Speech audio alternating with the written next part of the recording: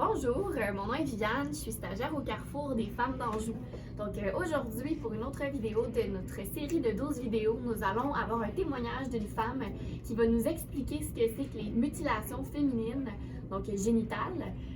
C'est une femme qui fait partie du comité L, qui est un comité qui justement se mobilise par rapport à cette problématique-là. Donc elle va nous expliquer ce que c'est et nous expliquer l'ampleur de la problématique là, en ce moment au Québec et au Canada. Donc, je vous écoute. Bonjour. Bonjour. Alors, quand on parle de mutilation génitale féminine, c'est un phénomène mondial. Au départ, notre comité, les bénévoles, chapeautés par une intervenante du Carrefour, on pensait que c'était plus en Afrique, mais ça se passe dans tout le monde à cause aussi des vagues d'immigration. Et ce qui arrive, c'est que l'UNICEF a voulu s'asseoir avec l'OMS, l'Organisation mondiale de la santé, a fait une étude en 1993 pour voir vraiment est-ce que c'est un problème qui est local ou c'est vraiment d'envergure mondiale. Et a constaté qu'il y avait 125 millions de femmes qui ont été excisées. Et puis, 3 ans plus tard, en 2016, ça montait à 200 millions de femmes et de filles en vie, parce que malheureusement, vivre une excision dans des conditions qui se fait actuellement, même, on parle de nos jours, on ne parle pas dans le temps du Moyen-Âge, c'est vraiment actuel, ça se fait vraiment avec des outils très rudimentaires, c'est pas fait sous anesthésie. La fillette, c'est une fillette, qui peut être près de la maternelle ou adolescente pour le rite de passage de l'enfance à l'âge adulte. Ça se fait dans des conditions pas hygiéniques.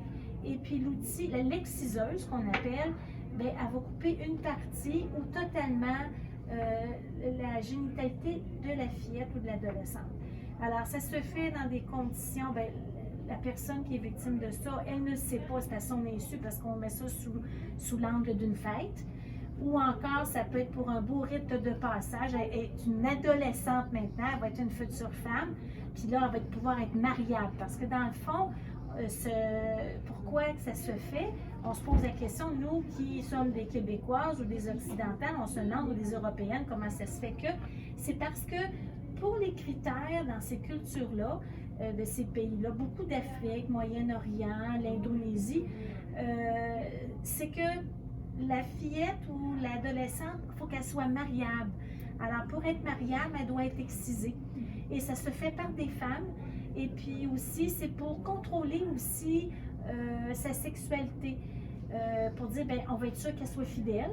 Fait qu'il y a même l'excision qui est la mutilation qui est la majeure, c'est qu'on enlève tout. À plus de clitoris, à plus de lèvres internes, plus de lèvres externes, puis en plus, elle est cousue. Fait qu'il y a juste un petit espace pour l'urine, puis un petit espace pour le vagin, pour le flux menstruel. Fait que c'est très, très limité. Mais ça a des conséquences sur le plan psychologique et physique, pas juste sur le coup, parce qu'elle peut en mourir, mais ça peut être à très long terme. Ça comprend dans sa sexualité, ça comprend avec la personne qui a pensé qu'elle allait vivre une fête, là, elle vient de vivre une trahison. Ça peut être aussi tout le sentiment aussi d'avoir, tu sais, on vient d'enlever une partie intime de toi. Alors, ça crée des problèmes, ça crée pas juste des problèmes gynécologiques, ça peut créer des problèmes urinaires, des problèmes avec les menstruations, de l'infection, puis ça crée aussi, ce qui est malheureux, c'est, bon, comme je dis, ce qui est vraiment la conséquence la plus extrême, ça peut être la mort lorsque l'excision se fait, ou encore, ça peut être à l'accouchement. Il y a des complications où est-ce que le bébé meurt, ou la mère meurt, ou les deux meurent. Fait que c'est grave, c'est vraiment une castration qui est inacceptable. Ça n'a aucun bénéfice pour la santé. Au contraire, c'est tout le contraire. Ça enlève quelque chose de majeur. Et puis, c'est important de le dénoncer, cette réalité-là, parce que c'est inacceptable que les fillettes, les adolescents, ou même les femmes, des fois, il y a même dans certaines cultures que les femmes sont sollicitées avant ou après le mariage pour vivre encore parce qu'ils ne l'ont pas vécu.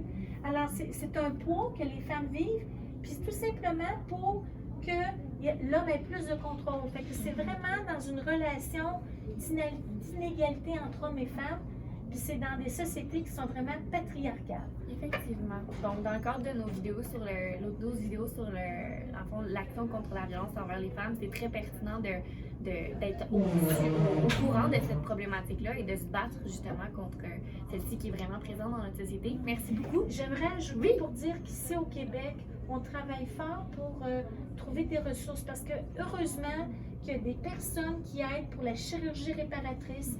Maintenant aussi en France, on est vraiment pionniers pour aider l'aide psychologique adaptée par rapport à cette problématique-là. En Afrique, il y a des gens qui c'est même au détriment de leur vie. Celui qui a reçu un prix Nobel, le docteur Kibweg, je suis désolée, là, mais il y a un chirurgien africain, là, puis il y en a d'autres aussi qui travaillent vraiment pour que ces femmes-là arrêtent de subir ça, puis qu'ils puissent aussi vivre une réconciliation avec leur féminité, leur identité. Alors, je fais juste dire qu'il y a des pas en avant, puis nous autres, ben c'est ça. On veut mettre de l'avant, c'est quoi la problématique? Puis ici au Québec, qu'est-ce qu'on peut faire pour aider ces femmes-là puis ces fillettes-là? D'accord? Super. Merci beaucoup. Ben, donc, on se revoit dans une prochaine vidéo. Merci.